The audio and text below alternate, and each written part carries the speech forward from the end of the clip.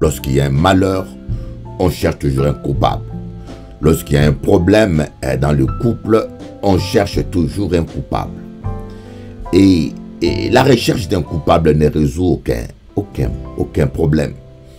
Voyez, des fois, vous avez un problème dans le couple.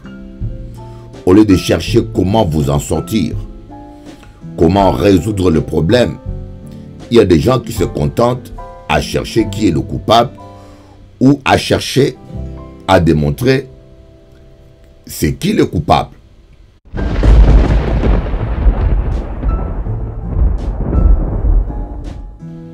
Il y a le chrétien charnel. Et notre niveau de spiritualité, c'est le chrétien qui a accepté Jésus-Christ, qui est sauvé, mais son âme domine son esprit. Donc ses émotions, son âme domine son esprit. C'est-à-dire que lorsqu'il est fâché avec toi, lorsque son âme est fâchée avec toi, il ne te salue pas. Lorsque tu le blesses, il te garde rancune. Mais la personne, elle est sauvée parce qu'il a accepté Jésus, mais son âme domine son esprit. Et nous avons maintenant le chrétien spirituel qui est un homme qui a donné sa vie à Jésus et son esprit domine son âme. C'est quelqu'un qui s'est pardonné, c'est quelqu'un même lorsqu'il est vexé, il n'arrête pas de servir Dieu. C'est quelqu'un, c'est-à-dire qu'il n'obéit pas à son âme. Même quand son âme est triste, il loue Dieu. Même quand ça ne va pas, il prêche. C'est-à-dire que c'est quelqu'un de foi qu'on trouve stable dans son engagement. Vous savez, quand vous êtes esclave de votre âme, c'est l'instabilité garantie.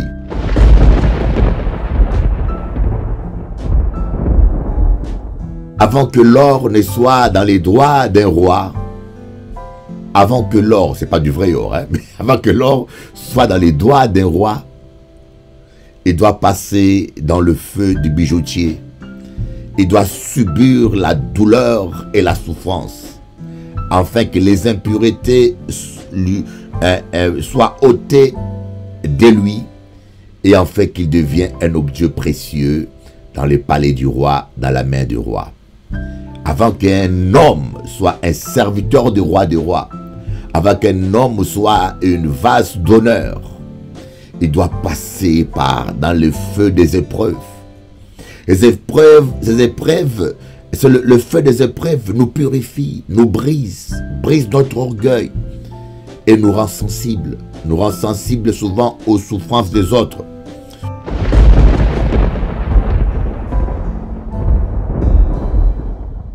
Vous voyez, des fois, nous pensons que lorsqu'on est choisi par Dieu, tout sera toujours facile. C'est ça l'erreur que nous faisons la plupart des fois. C'est ça l'erreur que nous faisons la plupart des fois. Nous pensons toujours que tout est facile, tout sera facile parce que Dieu m'a appelé à le prêcher, Dieu m'a appelé à le servir, tout sera facile. Et c'est ça l'erreur. Le chemin de Dieu n'est pas un chemin de facilité. Il faut que nous puissions enlever ça de notre tête.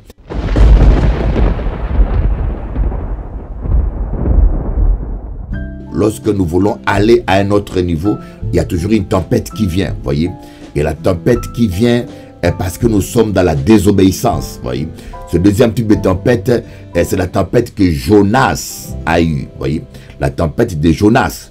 C'était pas parce que Dieu voulait faire un plan pour Jonas, c'est parce que Jonas fouillait le plan de Dieu, il ne voulait pas obéir à Dieu, alors le diable a soulevé une tempête pour le détruire, voyez. Il y a la tempête qui est due à la désobéissance, là il faut une repentance.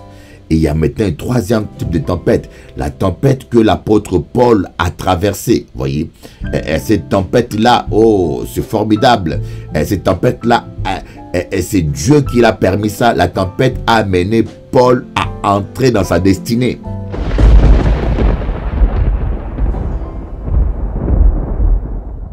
Des pasteurs traîtres, on n'en compte même plus. Ces gens-là que vous voyez, il ne faut jamais aller dans l'église d'un pasteur traître. Un serpent reste serpent. César a dit, tu as trahi, tu trahiras. Ce gars-là est intelligent. Hein? César a dit une phrase, tu as trahi, tu trahiras. Un traître, ce n'est pas accidentellement qu'on devient traître. Un traître doit avoir le cœur d'un traître. Moi, je n'ai jamais trahi toute ma vie. Je dis cela devant Dieu. Je n'ai jamais trahi ni une femme, ni un ami. Mais aujourd'hui, on appelle des gens hommes de Dieu, mais des traîtres. Quelqu'un qui divise une église pour commencer une autre église, c'est un traître. Quel que soit le prétexte, même si le pasteur est dans le péché, ce n'est pas une raison pour laquelle il faut l'invincer. Même si le pasteur est en faiblesse, ce n'est pas une raison pour laquelle il faut récupérer son ministère. Si tu es mieux que lui, commence ton ministère.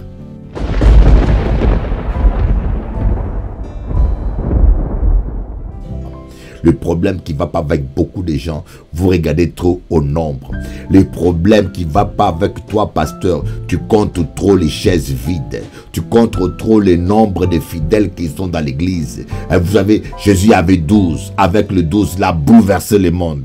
Il y a des pasteurs aujourd'hui qui ont 1 million de membres, mais qui ne font pas grande chose. Il y en a qui ont 10 000 membres, mais 10 000 païens. Voyez, quand vous comptez les membres, 10 000 membres, vous allez compter les gens qui sont vraiment nés de nouveau, et même pas 4. C'est pas le nombre qui compte. Ne cherchez plus jamais le nombre. Appuyez-vous sur la présence du Saint-Esprit. La présence du Seigneur vaut plus que tout.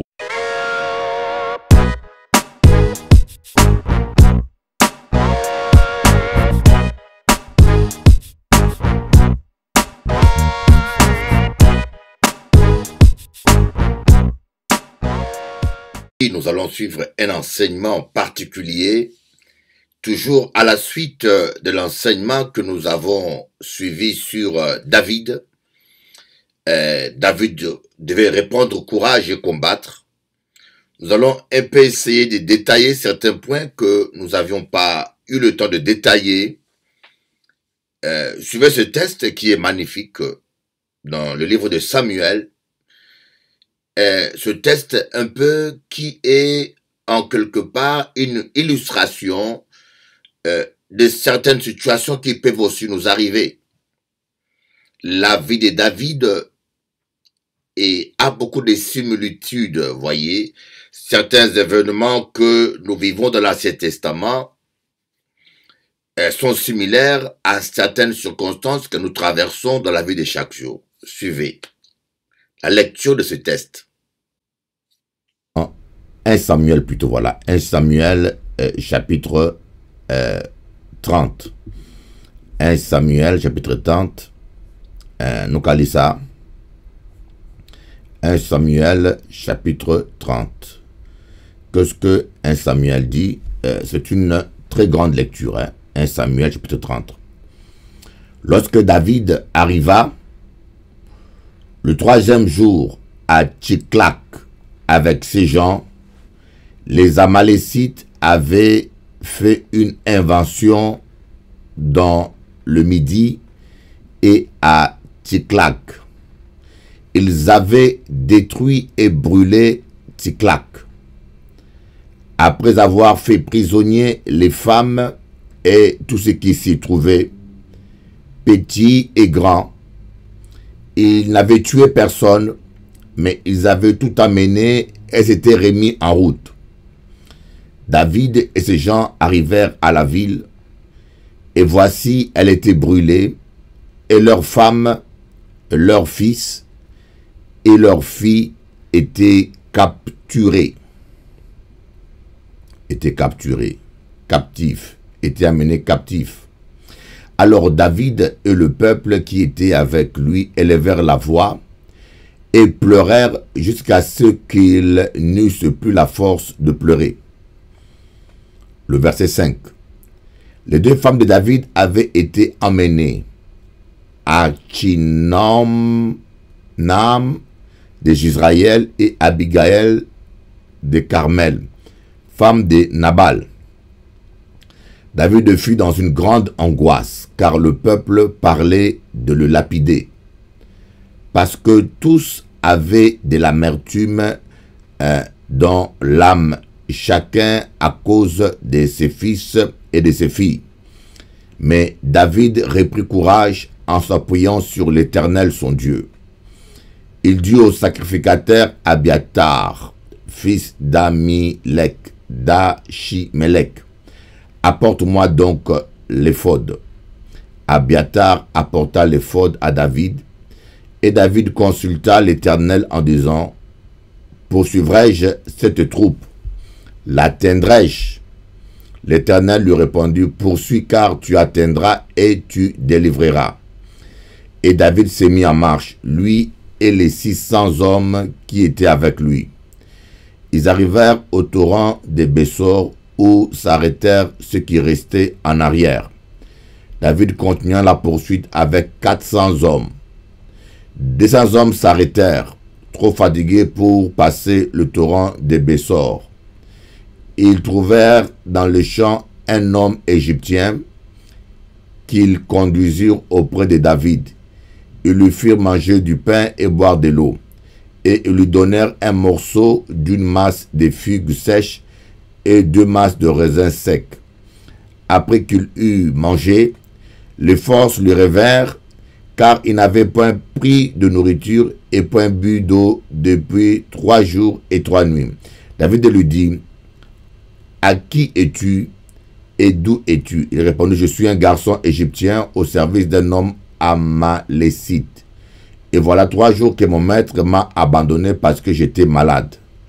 Nous avons fait une invention dans le midi des Kérétiens, sur le territoire de Juda et au midi de Caleb. Nous avions brûlé Tchiklak. David lui dit, veux-tu me faire descendre vers cette troupe? Et il répondit, jure-moi par le nom de Dieu que tu ne me tueras pas et que tu ne me livreras pas à mon maître, et je te ferai descendre vers cette troupe. Il lui servit ainsi de guide. Et voici les Amalécites étaient répandus sur toute la contrée, mangeant, buvant et dansant, à cause du grand butin qu'ils avaient enlevé du pays des Philistins et du pays de Juda. David les battit depuis l'aube du jour jusqu'au soir du lendemain. Aucun d'eux n'échappa, excepté 400 jeunes hommes qui montèrent sur des chameaux et s'enfuirent. David sauva tout ce que les Amalécites avaient pris. Et il délivra ainsi ces 2 femmes.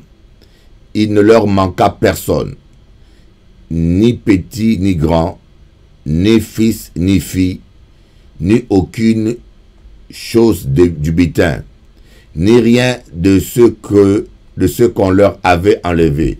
David ramena tout. Voilà un message qui est assez spécial, un message qui... Bonjour chers amis téléspectateurs, et nous allons continuer à expliquer ce test-là qui est beaucoup important. Je crois que ce test est très important et nous apprend beaucoup de choses. Et d'abord, nous allons constater que David a fait une erreur stratégique. En cas dit erreur stratégique, pourquoi? Parce que David allait en guerre et abandonnait presque Villa. David va en guerre, il prend tous les guerriers, il laisse pas une partie de l'armée protéger sa ville, protéger ses femmes et les enfants. Il prend tous les soldats et il s'en va. C'est un manque de sagesse énorme et ce qui va le coûter bien sûr très cher. Voyez, il faut toujours assurer son arrière-garde. Il ne faut pas investir toute sa force, toute son attention à l'attaque. Il faut toujours penser à la défense. Voyez, en boxe, on dit la garde. Ta garde est très très importante. Tu peux être un grand champion, un grand puncheur, mais quand ta garde n'est pas assurée, il y a des chances que tu perds le combat. Avant d'aller à l'attaque, il faut assurer sa garde. Mais David n'a pas assuré sa garde. C'est ce qui explique pourquoi les Amalécites ont pu profiter de cette ouverture pour attaquer David, capturer ces 2 femmes, les femmes de ses soldats, les enfants de ses soldats, et les amener en captivité et brûler toute la ville. Voyez, nos horreurs nous coûtent parfois cher. Que pouvons-nous retenir de cela? Quelles leçons pouvons-nous tirer de cela? Voyez, la Bible dit que celui qui pense être debout prenne garde de tomber. Et nous avons beaucoup de chrétiens qui ne veillent pas sur leur conduite, qui ne veillent pas sur leur vie, qui ne veillent pas sur leur ville. Ils sont toujours à l'attaque. Ils sont toujours en train d'aider les autres. Ils sont toujours en train de prier pour les autres. Mais ils ne veillent pas sur leur propre vie spirituelle. Voilà pourquoi l'apôtre Paul, inspiré par le Saint-Esprit, il dit que celui qui pense être debout prenne garde. Voyez, veillez et priez afin de ne pas tomber dans la tentation. Vous savez, lorsque j'étais jeune chrétien, quand je lisais ce mot veiller et prier, je pensais à la veillée de prière.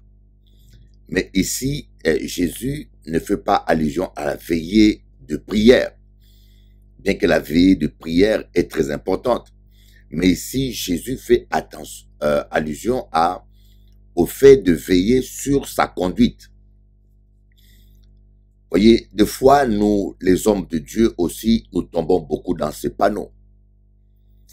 Je me parle avec mon cœur aux serviteurs du Seigneur.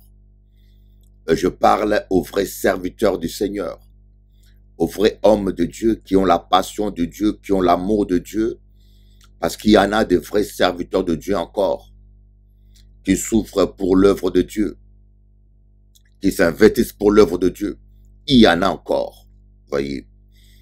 Ce n'est pas parce que votre pasteur a commis un péché ou qu'il a fait une erreur qu'il est obligatoirement un charlatan ou un aventurier.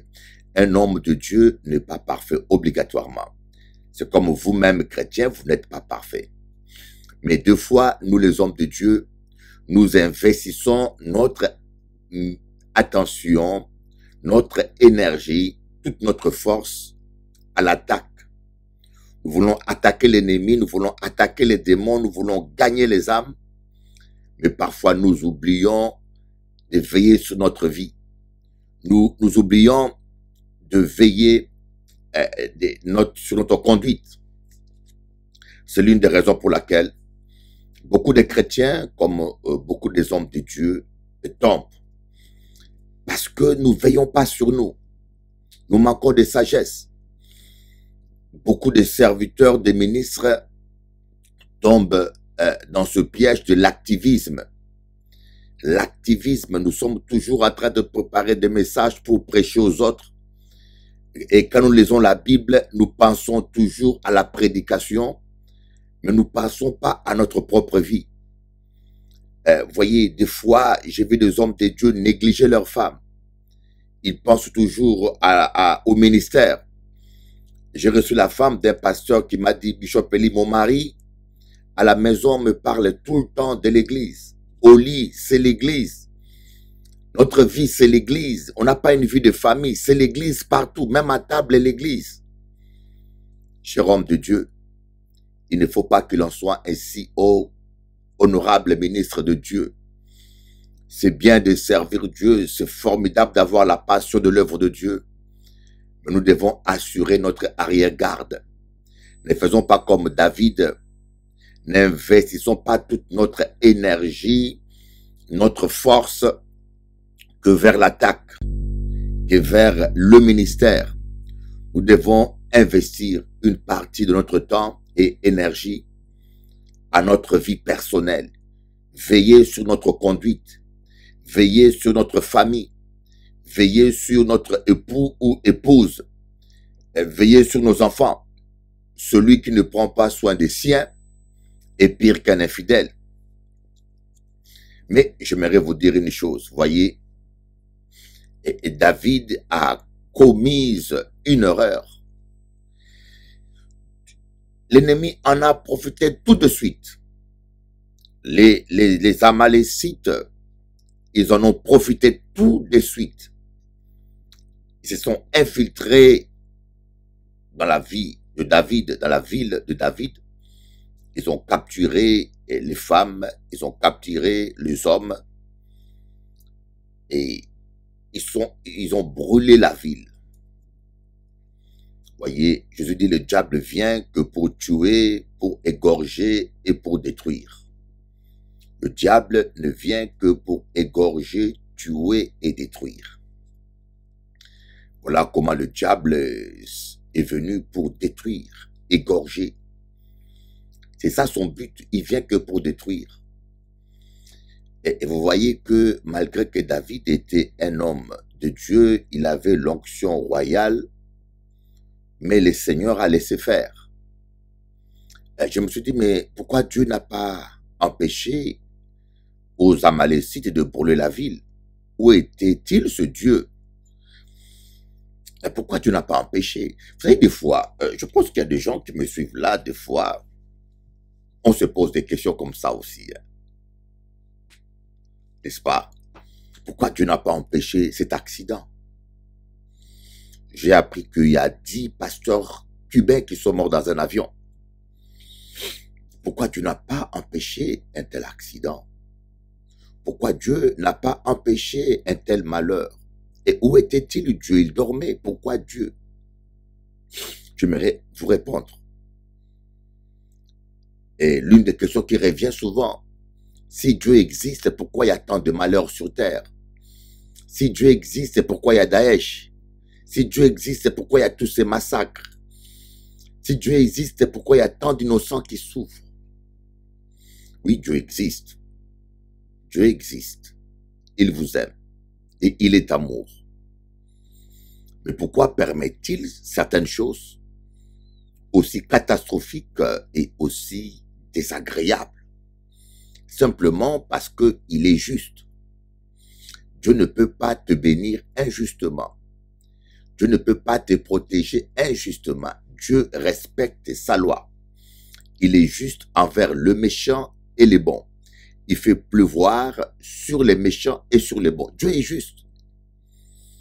Voyez, David a manqué de sagesse. Il aurait dû laisser des gardes, protéger la ville. Il a manqué de sagesse et le résultat était là. L'ennemi en a profité. La Bible nous dit que veillez sur votre conduite, car le diable rôde comme un lion rougissant, cherchant qui dévorer. Veillez sur votre conduite, car le diable rôde comme un lion rougissant, cherchant qui dévorer. Voyez, j'aimerais vous dire que si vous ne veillez pas sur votre conduite, Dieu ne sera pour rien pour tout ce qui pourra vous arriver. Le diable, il essaye de détruire nos vies, de détruire nos maisons, de détruire nos rêves, de brûler nos rêves, de brûler nos émotions. Le diable, il est méchant, il ne veut pas vous voir joyeux, il veut détruire votre couple. Voilà pourquoi, pasteur, vous devez faire de votre famille, de Dieu, votre priorité. Comme a dit le pasteur Yonggi, les priorités doivent être respectées dans nos vies. Premièrement, Dieu. Deuxièmement, la famille. Et troisièmement, le ministère. Premièrement, Dieu, car tu aimeras Dieu de tout ton cœur, de toute ta force. Et deuxièmement, la famille. Celui qui ne prend pas soin des siens est pire qu'un infidèle. On s'occupe de notre famille. Et troisièmement, le ministère. Voyez-moi, ça fait un temps que vous ne me voyez pas en Guadeloupe, peut-être, parce que je donnais la priorité à ma famille. Ton enfant, ta femme, doit passer avant l'église. Cela peut vous paraître choquant. On se croit spirituel quand on néglige notre famille. C'est une grosse erreur. Occupe-toi de ta femme, pasteur. Occupe-toi de tes enfants. Ce n'est pas normal que toi, un enfant de Dieu, tu n'as pas le temps de manger à table avec les enfants parce que tu es en train de prier. Ce n'est pas toi, un normal pasteur, tu n'as pas le temps d'aller en vacances avec ta femme parce qu'il y a convention ou voyage missionnaire. Non. Vous devez vous occuper de votre famille en priorité. Un homme de Dieu doit rendre sa femme heureuse. Si votre femme est heureuse, la bénédiction de Dieu est sur vous. Mais un homme qui ne rend pas sa femme heureuse, un homme qui échoue, qui ne s'occupe pas de ses enfants, il est indigne de s'occuper des enfants de Dieu et de l'œuvre de Dieu. Voyez, le malheur est arrivé à David par manque de sagesse. Et je crois que beaucoup de malheurs nous arrivent parce que simplement, nous ne veillons pas sur notre conduite.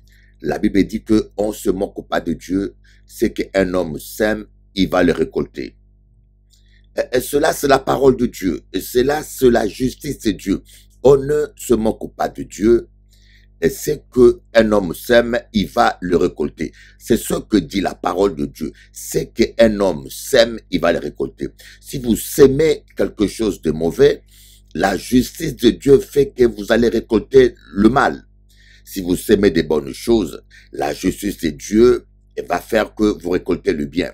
Voilà pourquoi Dieu nous appelle, nous les enfants de Dieu, à faire du bien, à pardonner pour être pardonné, à bénir les autres pour être bénis.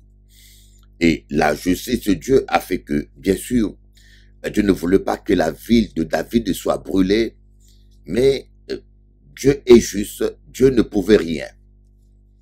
Voyez, des fois nos villes sont brûlées, des fois nos familles sont brûlées, des fois nos joies sont brûlées, des fois le diable nous vole notre famille, notre joie, des fois le diable nous vole quelque chose qui nous est cher, qui nous est précieuse. Et des fois on se dit, mais où est Dieu? J'ai vu une chrétienne, et je lui ai écrit, elle m'a écrit, elle m'a dit, il y a 10 pasteurs cubains qui sont morts dans l'avion. Et je lui ai dit, mais où est leur Dieu? Voilà la question que je leur ai posée. Je lui ai posé à cette sœur, parce que cette sœur voulait me faire croire que le Seigneur a repris ses serviteurs. A dit, bon, il y a 10 pasteurs cubains qui sont morts dans l'avion, le Seigneur les a repris. Je dis, mais arrêtez de mélanger Dieu avec toutes vos bêtises là. Je crois qu'aujourd'hui, j'ai dit ça à tous les chrétiens en Guadeloupe, à Paris, en Martinique, en Guyane, où que vous soyez, j'ai dit, arrêtez de prendre le nom de Dieu en vain. Arrêtez de mélanger Dieu à tout bitin. Est-ce que si vous-même vous êtes Dieu, vous voulez prendre votre enfant, vous allez le brûler vif? Hein? Dieu n'a pas autre moyen plus élégant, plus agréable, plus honorable de prendre tes serviteurs que de le brûler vif dans des avions. Et vous voulez imputer à Dieu une telle action. Et ce n'est pas Dieu. Voyez, je n'ai même pas besoin de comprendre quoi que ce soit. La parole de Dieu dit, aucun malheur ne t'atteindra. Ça, c'est la parole de Dieu. Aucun malheur, mes amis. Mais aujourd'hui, les enfants de Dieu, nous vivons des malheurs qui sont réservés aux païens parce que nous ne veillons pas sur notre vie. Nous passons le temps à prophétiser, à chasser les démons, à aller à gauche, à droite, et nous pensons pas à la garde. Nous investissons toute notre énergie à l'attaque, mais nous n'assurons pas l'arrière-garde. Voilà comment des fois le malheur nous arrive. Mais merci Dieu, parce que Dieu, même quand nous faisons des erreurs, il donne toujours une limite à l'ennemi. Oh, il est merveilleux. Voilà pourquoi David dit, si Dieu nous traitait d'après nos péchés, qui pourra subsister? Si Dieu nous traitait d'après nos péchés, qui pourra subsister? Personne. Gloire à Dieu pour son amour, pour sa miséricorde, pour sa bonté, oh, béni sois-tu Jésus. Nous sommes reconnaissants, Seigneur. Vous voyez, Dieu n'a pas permis qu'on tue une seule brebis. Dieu a laissé faire parce qu'il devait être juste. Mais Dieu n'a pas permis qu'on tue une femme ou un enfant. Vous voyez, Dieu donne toujours les limites à l'adversaire. Dieu ne permettra jamais qu'on soit tenté au-delà de nos efforts. Voyez, Dieu avait dit à Satan, tu peux toucher à la santé de Job, mais ne touche pas à sa vie. Merci Seigneur. Tu donnes toujours la limite à l'ennemi. Donc, la première leçon que nous apprenons, c'est le rêve stratégique de David d'aller à la guerre, attaquer les Philistins, mais il n'a pas laissé un corps armé protéger la ville. Il n'a pas laissé des soldats pour protéger la ville et l'ennemi, qui rôde comme un lion rugissant, a utilisé les Amalécites pour capturer. Et la deuxième chose que nous devons apprendre que Dieu donne une limite toujours. Dieu n'a pas permis qu'on tue une femme ou un enfant. La troisième leçon que nous allons apprendre là, dans cette histoire, c'est que pleurer ne sert à rien. Pleurer ne sert à rien. Ces hommes-là, ils ont pleuré. Ils ont pleuré toute la nuit, ils ont pleuré, rien n'a changé. Ils ont pleuré, jusqu'à ce qu'ils étaient fatigués de pleurer, mais rien n'a bougé. Vous voyez? Au contraire, ils ont eu le désespoir, ils ont eu l'amertume, ils ont eu les angoisses. Ils ont même envisagé de tuer David, de lapider David, le roi, la personne que Dieu avait choisie pour les amener à la victoire. Vous voyez, c'est ce qui arrive des fois à beaucoup de gens. Pleurer n'est pas une solution. Pleurer n'est pas une solution. Murmurer n'est pas une solution. Vous voyez, pleurer, moi, je vois des gens qui murmurent, des anciens qui murmurent, des pasteurs qui murmurent, toujours mécontents de tout. Ah, il fallait faire ceci, il fallait faire cela, murmurer. Ah, non, il faut ça. Ah, mais non. Le pasteur qui murmure contre ses fidèles, les fidèles qui murmurent contre le pasteur, l'ancien qui murmure contre l'autre ancien. Et malheureusement, très souvent, nous considérons le murmure comme quelque chose d'inoffensif. Moi, j'appelle ça des péchés propres, des péchés incolores et indolores. Vous savez, il y a des gaz dans la maison. Lorsqu'il y a fui des gaz, il y a des gaz dont vous ne sentez pas l'odeur, mais que vous respirez et vous mourrez dans votre sommeil. Il y a des péchés comme ça. Le murmure fait partie de ce péché qui paraissent sain, incolore, inodore. Vous murmurez, vous voyez pas le mal que vous êtes en train de faire, mais vous ouvrez une porte à l'ennemi. Le murmure vous amène à vous décourager, ouvrir une porte à l'ennemi et vous donne même envie de quitter l'église, d'abandonner votre fonction. Murmurer, ça ne change rien. Vous allez murmurer. Vous savez, je dis toujours, murmurer, c'est construire deux murs. Mur. Vous construisez un mur entre toi et ton prochain. Le deuxième mur, c'est entre toi et ton Dieu. Murmurez. Vous êtes en train de vous enfermer dans une prison et parce que le murmure attriste le Saint-Esprit, le murmure éteint la joie de l'Esprit en vous. Le murmure vous rend désagréable et annule même vos prières. Et le murmure peut vous amener à perdre la vision. Vous voyez, ces enfants d'Israël, en murmurant, ils ont eu l'amertume, ils ont eu les angoisses. Et en fait de compte, ils ont envisagé de tuer même David.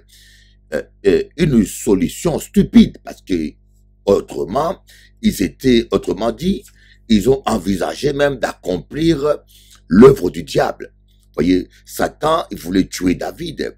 Parce que David était un danger pour lui. David avait l'onction royale. David avait la puissance et partout il allait laver la victoire. Et Satan voulait se débarrasser de David. Et les amis de David, l'armée de David, en murmurant, sans se rendre compte, avec l'amertume dans leur cœur, le diable leur a mis l'idée d'accomplir sa volonté en lapidant David. Combien de fois on doit vous dire, chrétien, murmurer et n'est pas bon. Ah, l'église ne va pas bien. Ah, l'église. Si l'église ne va pas bien, prie pour cela. Dieu nous a donné une solution. Prie pour cela. Ton mari se comporte mal. Prie pour lui. Ta femme ne va pas bien. Prie pour elle. L'enfant a un problème, mais prie. Notre solution, c'est la prière, mes amis. Comment on doit vous parler? Depuis qu'il y en a qui ont 20 ans de conversion, 30 ans, 40 ans. Ils n'ont jamais compris ça. Ils sont toujours en train de murmurer. Prier, c'est la solution. Murmurer ne change rien. Ah, un tel a fait ça. Ah, un tel est comme ça. Ah, ils sont têtus. Ah, ils comprennent rien. Ah, ça ne change rien. Prie pour eux pour qu'ils comprennent. L'apôtre Paul même nous montre cela. L'apôtre Paul dit, je fléchis les genoux nuit et jour, je prie Dieu pour vous, pour qu'il vous donne un esprit de révélation et de sagesse. Le travail d'un ancien, le travail d'un pasteur, c'est de prier pour les chrétiens. Et j'aimerais vous dire, ça c'est toujours une leçon apostolique. Ce dernier temps, je sens que le Seigneur me donne des enseignements apostoliques. Vous devez prier pour les gens que vous prêchez. Si vous prêchez 1 heure, priez 3 fois au moins, 3 heures pour les gens que vous prêchez. Voyez, prêcher, c'est s'aimer. Prier, c'est arroser. La plupart des fois, nous les serviteurs, nous avons tendance à penser que c'est nous qui changeons la vie des gens. Et lorsque vous ne priez pas pour les gens que vous prêchez, et lorsqu'il n'y a pas une équipe d'intercession dans l'église qui prie sérieusement, parce qu'il y a des églises qui ont des équipes d'intercession, mais ce n'est pas, l'intercession n'est pas faite convenablement. Le résultat, vous allez voir que vous prêchez l'amour, mais les gens dans l'église se détestent. Vous prêchez la paix, mais les gens dans l'église se battent. Vous prêchez l'unité, mais les gens dans l'église se divisent. Vous prêchez l'amour, mais les gens murmurent. En fin de compte, parfois, nous sommes crispés, nous sommes frustrés et nous commençons à prêcher avec acidité. Nous commençons à prêcher avec agressivité et parce qu'il n'y a pas de résultat. Nous perdons notre douceur. Voyez, nous devons prêcher avec amour et douceur, nous les hommes de Dieu. Il faut que notre douceur soit connue de tous. Et en prêchant avec agressivité comme ça encore, ça empire les choses. Parfois, les gens ne suivent pas toujours, ne pratiquent pas ce que nous prêchons. Non pas qu'ils ne connaissent pas, ils ont compris le message, mais ça manque l'onction qui doit couler sur eux pour les rendre capables de pratiquer ce message. Et cette onction coule seulement quand Aaron prie, voyez, quand les Aaron prient, l'onction qui coule sur leur tête descend sur leur barbe et coule sur tout le corps de Christ. Mais cette onction-là coule seulement quand le souverain sacrificateur est à son poste en train de prier, pas seulement en train de prêcher. Mais malheureusement, aujourd'hui, on n'a plus le temps pour la prière, on n'a plus le temps pour intercéder. Combien de fois nous préparons des messages sans prier et nous prêchons et nous n'allons pas intercéder pour les gens que nous avons prêchés. Et le résultat, l'Église de Dieu est de plus en plus malade. Ça, c'était un développement, je pense, qui concerne beaucoup les apôtres et les hommes de Dieu. Amen. Mais David a eu la bonne réaction. Il est allé consulter Dieu. Il est allé consulter Dieu. L'éphod, c'est le vêtement de souverain sacrificateur, hein, qui était un vêtement précieux, en lin mélangé avec de l'or, avec des pectorales. Et David est allé consulter l'éphod, consulter Dieu. Il a demandé à Dieu s'il pouvait attaquer. Vous voyez la bonne attitude que David a eue. Il est allé consulter Dieu. Seigneur, quelle est ta solution? Est-ce que je dois attaquer ou pas? Quelle est ta solution? Vous voyez, des fois nous passons le temps à pleurer pour notre mariage perdu, à pleurer pour le ministère, à pleurer pour ce qui ne va pas, à pleurer pour telle personne, à pleurer pour telle solution. Nous passons le temps à pleurer, mais pleurer ne change rien, mes amis. Au pleurer vous amène en désespoir. La Bible dit qu'au jour de la détresse, si vous vous découragez, votre force n'est que détresse, voyez. Voyez pleurer ou bien ressasser le passé. J'aurais dû faire. Ce qui est fait, voyez. Ce qui est fait est fait. C'est comme une voiture qui a fait un accident de route. Vous avez des passagers, vous avez fait un accident de route Et puis après, tu sors de la voiture, au lieu de secourir des malades qui sont en train de souffrir et qui peuvent mourir, tu passes ton temps à dire j'aurais dû faire ça, j'aurais pu éviter l'accident. Mais pendant que tu penses que j'aurais pu, j'aurais dû, mais les gens sont en train de mourir. Les gens sont en train de perdre leur sang, voyez. Et des fois même, c'est toi-même qui es en train de mourir. Tu es en train de perdre ton sang, voyez. La bonne attitude, c'est attaquer tout de suite le mal. Faire ce que tu peux faire de mieux dans le présent pour changer les choses, voyez. Faire ce que tu peux faire de mieux. Ce qui est fait est déjà fait. Ce qui est passé est déjà passé. Vous ne pouvez pas changer votre passé, mais vous pouvez changer votre présent et votre futur, vous voyez. Il faut que tu arrêtes ton deuil. Il faut que tu arrêtes ton deuil. Il faut que tu arrêtes de penser à ton passé. Il faut que tu arrêtes de ressasser tes échecs. Il faut que tu dises stop. Il y a l'avenir devant moi. Et Dieu m'attend. Dieu a un rendez-vous pour moi. Les choses peuvent changer demain. Dieu a quelque chose de bon pour moi. Il faut que tu dises stop à ton passé. Il faut que tu entres dans ton avenir. Car Dieu a un destin de paix et de victoire. Alléluia. Alors nous voyons que David a eu la bonne réaction. Il est allé consulter Dieu. Et j'aimerais vous dire, Dieu seul ne se trompe pas. Même quand on veut se marier, même quand vous voulez vous marier, un homme peut paraître correct. Une femme peut paraître correcte.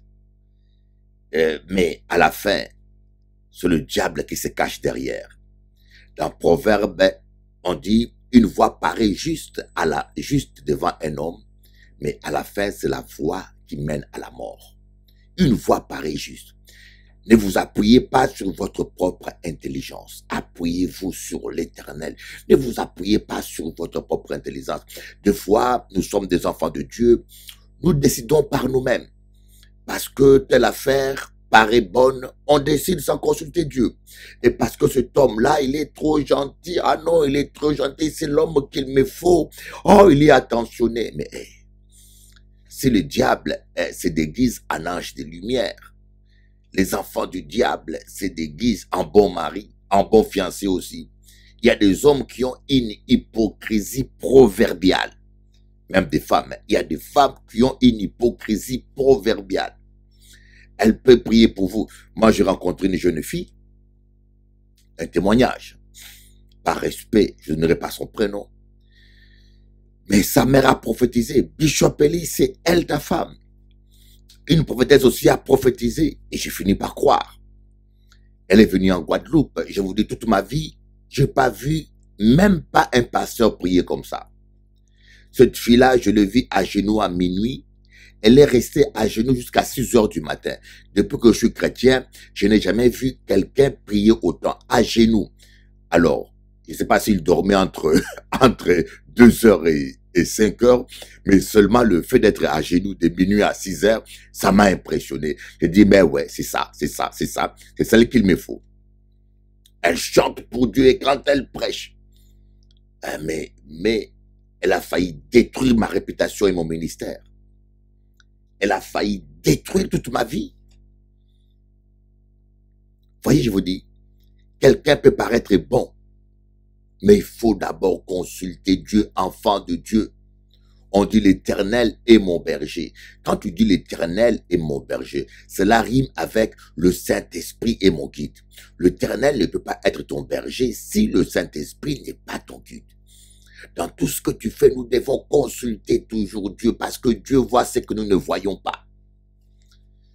Une voix paraît juste, une femme paraît juste, une affaire paraît juste, un ministère paraît juste, un projet paraît juste.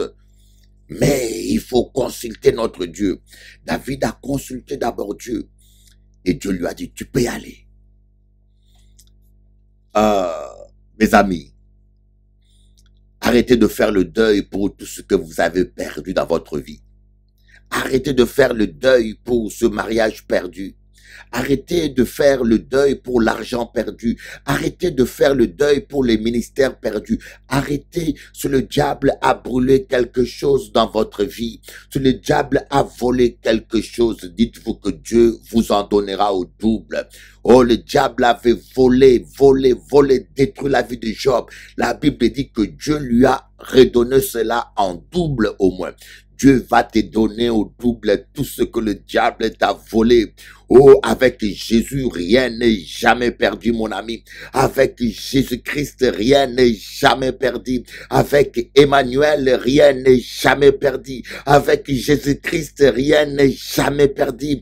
Voilà pourquoi je vais te dire, prends courage, Jéhovah est avec toi, tu t'en sortiras. Prends seulement courage. Et lorsque David a pris son armée, il a dit, allons-y attaquer. 600 personnes. Il n'avait que 600 personnes. Et en cours de route, à traversant un torrent, 200 étaient fatigués. Ils sont restés 400. Voyez, j'ai tellement entendu des gens dire, ah, des fois on se plaint plus de gens que nous abandonnent, au lieu de voir ceux qui sont restés fidèles. David avait 600 personnes. 200 sont partis, mais 400 sont restés avec lui. Des fois, on se plaint plus de nos ennemis que de nos amis. Des fois, tu as 3 ennemis qui t'ont trahi, mais tu as 10 personnes qui sont restées fidèles, mais tu ne parles que de ces 3-là qui t'ont abandonné, tu ne penses qu'à ces 3-là, et tu oublies les 10 qui sont restés fidèles. L'erreur que nous faisons, en Kachou, en Kachou aujourd'hui là, nous passons trop à nos ennemis. Nous pensons plus au mal qu'on nous fait qu'au bien qu'on nous a fait. Et en pensant tout le temps à nos ennemis, nous oublions les amis qui sont là des fois, qui ne se sentent pas considérés ou aimés. Ne gaspillez pas votre temps à penser toujours à vos ennemis, à parler toujours de vos ennemis. Non. Investissez votre temps à penser à vos amis. Voyez. Et David a continué son chemin, il a traversé avec les 400 qui sont restés fidèles. C'est pourquoi David ne s'est pas découragé, parce que David ne s'appuyait pas sur le nombre, il s'appuyait sur la présence de Dieu. Très souvent, nous, les hommes de Dieu, nous nous appuyons sur le nombre, au lieu de s'appuyer sur la présence de Dieu. Et en chemin, David a rencontré quelqu'un. On a retrouvé un jeune homme qui était perdu. Voyez, j'aimerais vous dire une chose, ne négligez jamais les gens que Dieu met sur votre chemin. Écoutez bien, ne négligez jamais les gens que Dieu met sur votre chemin. Parfois, nous allons à côté du plan de Dieu et à côté de notre destinée parce que nous négligeons les gens que Dieu met sur notre chemin. Avec Dieu, il n'y a pas de hasard. Dites-vous toujours, il y a un plan de Dieu sur chaque rencontre que vous faites sur votre vie et ne jugez pas les gens d'après leurs moyens ou d'après leur argent ou d'après leur apparence, mais jugez les gens par la révélation du Saint-Esprit. David aurait pu mépriser ce jeune homme-là, le laisser mourir. Non, David a rencontré cet homme-là sur son chemin. Il s'est dit, il y a un plan de Dieu derrière cela. Il a amené ce jeune homme-là avec lui et il lui a fait du bien. Voyez, il lui a fait du bien. Il lui a donné à manger, il lui a donné à boire. La Bible dit, donnez à manger à vos ennemis. Ne détestez pas vos ennemis. Donnez à manger à vos ennemis. Donnez à boire à vos ennemis. Si ton ennemi a faim, donne-lui à manger. S'il a soif, donne-lui à boire. Pourquoi? Parce que ton ennemi Dieu peut utiliser ton ennemi pour t'amener à vivre ta destinée. Ne négligez jamais les rencontres que Dieu met sur votre chemin. Il n'y a jamais du hasard. David aurait pu tuer ce jeune homme-là. Il aurait manqué les informations. Mais David a bien recueilli ce jeune homme-là. Il a bien traité. Il a béni. Il a donné à manger. Ce jeune homme-là était un ennemi de David. C'est l'un de ceux qui ont brûlé la ville de David. Il était dans l'armée de ce monsieur. Mais David l'a bien traité. Et ce jeune homme-là, c'est lui qui va donner une révélation à David. C'est celui que Dieu va utiliser pour montrer à David où étaient ses ennemis. Celui que Dieu a utilisé pour amener David dans sa destinée. Voyez, et c'est comme ça que David a retrouvé les Amalécites qui avaient une joie, une fausse joie. Voyez, et il a pu récupérer tout ce que le diable l'avait volé.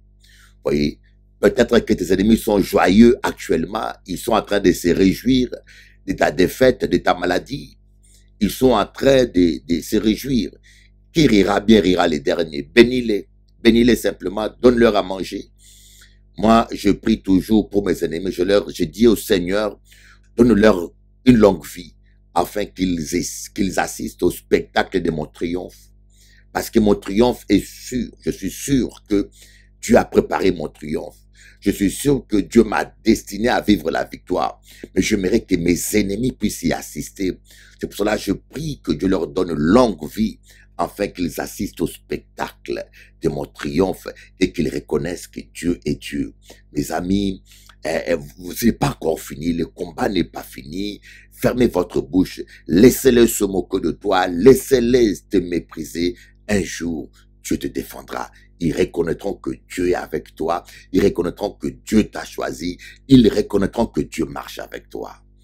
Que Dieu vous bénisse. Bishop Eli, votre serviteur. À bientôt.